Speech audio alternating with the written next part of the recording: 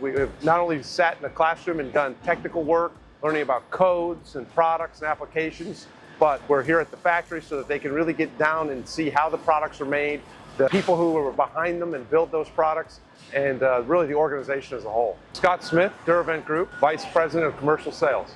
We're looking at B-Vent, we're looking at gas exhaust, different forms of exhaust that we can offer our customer. Andrew Morgan with AirTech of Birmingham, Alabama. A stronger relationship with Selkirk itself, which is something that we definitely needed. Scott McMurray with CAVH HVAC, based out of Tampa, Florida. This is how we got that sale. This is what we packaged together, right? Being able to use that as information. I mean, that's a sales Bible to someone like me who, again, is new to the rep side. I hope that all of the partners that made the investment and took the real time and effort to be here with us over the last couple days is that they go back ready and energized to continue to sell and grow, and that they have the confidence that we are a manufacturer that they can count on to put their relationships in their local market on the line and to sell our products into that market.